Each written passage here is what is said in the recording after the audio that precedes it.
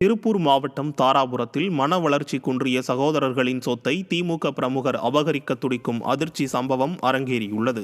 கொட்டாப்புலிபாளையத்தில் ரவிச்சந்திரன் மற்றும் அவரது இரு மன வளர்ச்சி குன்றிய சகோதரர்களின் நிலத்தினை திமுக பிரமுகர் ஸ்டாலின், சுகுமார் என்பவருடன் சேர்ந்து விலைக்கு வாங்குவதாக பதிவு செய்து பணத்தை தராமல் 4 ஆண்டுகளாக ஏமாற்றி வருகின்றனர். இதுகுறித்து பலமுறை மனு அளித்தும் விடிய அரசு நடவடிக்கை எடுக்காததால் பாதிக்கப்பட்ட ரவிச்சந்திரன் மனநலம் குன்றிய 2 சகோதரர்களுடன் ஸ்டாலின் வீட்டு முன் தர்ணா போராட்டத்தில் ஈடுபட்டு திமுகவினரின் முகத்திரையை கிழித்தார். நான் சிரமப்படுற இந்த வேலையில பணத்தை கேட்டு போனதுக்கு என்னை கொலமிரட்டல் விட்டு ஸ்டாலின், அதுவும் இல்லாம என்னுடைய மன வளர்ச்சி இல்லாத அண்ணனுங்களோட இடத்தையும் அபகரிக்கணுங்கிற கெட்ட எண்ணத்துல சுகுமாரும் சேர்ந்துக்கிட்டு என்னை மிரட்டிக்கிட்டு எனக்கு தர வேண்டிய பணத்தையும் தராம என்னை சிரமப்படுத்திட்டு இருக்காங்க. இதுக்காக நான் 5 நாளைக்கு முன்னாடி எஸ்பி அலுவலகத்தில் கம்ப்ளைண்ட் கொடுத்துட்டு வந்தேன். அதுக்கும் எஸ்பி ஐயாட்டிருந்து தகவல் வர்றதுக்குள்ளார எனக்கு இந்த எந்த விதமான நடவடிக்கை இல்லாதனால எனக்கு நாளுக்கு நாள் மேலும் மன அழுத்தம் ஆகிறதுனாலையும், இவங்க இந்த மாதிரி என்ன மாதிரி நிறையா பேர்த்துக்கிட்ட எக்ரிமெண்ட்டை போட்டு கிரையம் பண்ணாமல் எல்லாத்துக்கிட்டையும் ஃப்ராடு பண்ணிட்டு இருக்கிறதுனாலையும் நீதி கேட்டு காவல் நிலையத்துக்கு வந்திருக்கேன். கடலூர் மாவட்டம் சிதம்பரம் பேருந்து நிலையத்தில் இரவு நேரத்தில் தெருநாய்கள் அதிகமாக சுற்றுவதால் பயணிகள் அச்சமடைந்துள்ளனர். நாள்தோறும் ஆயிரக்கணக்கான பயணிகள் வந்து செல்லும் இந்த பேருந்து நிலையத்தில் இரவு நேரத்தில் 10க்கும் மேற்பட்ட தெருநாய்கள் சுற்றுவதால் பயணிகள் அச்சமடைந்து வருகின்றனர். எனவே நகராட்சி நிர்வாகம் தெருநாய்களை கட்டுப்படுத்தி பயணிகளின் பாதுகாப்பை உறுதி செய்ய நடவடிக்கை எடுக்க வேண்டும் என்ற கோரிக்கை எழுந்துள்ளது. தெருநாய்களை கட்டுப்படுத்த நடவடிக்கை எடுக்கப்படும் என கூறிய விடியா ஸ்டாலின் அரசு அதற்கான எந்த முயற்சிகளையும் மேற்கொள்ளவில்லை என பொதுமக்கள் குற்றம் சாட்டியுள்ளனர். திருப்பூர் மாவட்டம் ஆனைமலை புலிகள் காப்பகத்தில் உள்ள ஈசல் திட்டு பகுதியில் சாலை வசதி இல்லாததால் மலைவாழ் மக்கள் மிகுந்த அவதிக்குள்ளாகி வருகின்றனர். மலை கிராமத்தில் 100க்கும் மேற்பட்ட குடும்பங்கள் வசித்து வரும் நிலையில் உடல்நலம் பாதிக்கப்பட்டவர்களை 8 கிலோமீட்டர் தூரம் தொட்டில் கட்டி தூக்கிச் செல்லும் அவலம் தொடர்கிறது.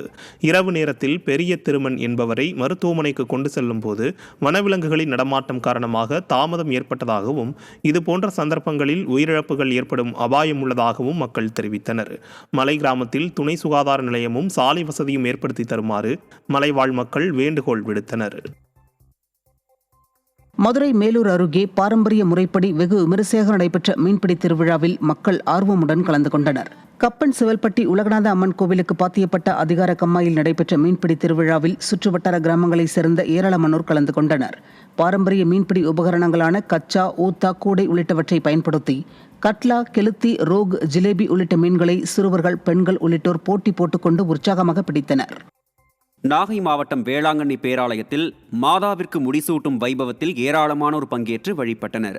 வேளாங்கண்ணியில் மே மாதம் மாதாவிற்கு உகந்த மாதமாக கடைபிடிக்கப்படுவதை ஒட்டி முக்கிய நிகழ்ச்சியான மாதாவிற்கு முடிசூட்டும் நிகழ்ச்சி மாதா குளத்தில் நடைபெற்றது.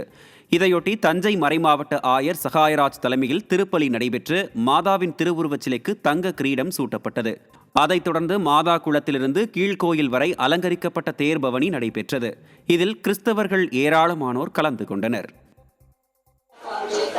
Hail Mary, full of grace, the Lord is with you. Blessed are you among women. தாவே உன் கொடுக்கு எங்கே? பேரன்பு கொண்ட என் ஆண்டவர் உதய சூரியனாய் உயிர்த்தெழுந்த. Full of grace, the Lord is with you. Blessed are you among women, and blessed is the fruit of your womb, Jesus. Holy Mary, Mother of God, pray for us sinners. Tiruttani தொகுதி திமுக MLA சந்திரன் கடந்த 3 ஆண்டுகளாக தனது சட்டமன்ற உறுப்பினர் தொகுதி அலுவலகத்தை திறக்காமல் பூட்டி வைத்துள்ளதால் பொதுமக்கள் அவரை தேடி அலையும் அவல நிலை ஏற்பட்டுள்ளது. மாப்போசி சாலையில் உள்ள எம்எல்ஏ அலுவலகம் தற்போது பாலடைந்து பேய் வீடாக மாறியுள்ளதாக புகார் கூறப்படுகிறது. மக்கள் வரிப்பணத்தில் கட்டப்பட்ட இந்த அலுவலகம் 3 ஆண்டுகளாக மூடப்பட்டிருப்பதால் விடியா திமுக எம்எல்ஏவை நேரில் பார்த்து கோரிக்கைகளை கொடுக்க முடியவில்லை என்று பொதுமக்கள் குமுறுகின்றனர். சென்னையிலேயே முகாமிட்டிருக்கும் திமுக எம்எல்ஏ தொகுதி பக்கமும் ஒரு சில நாட்களாவது தலை காட்ட வேண்டுமென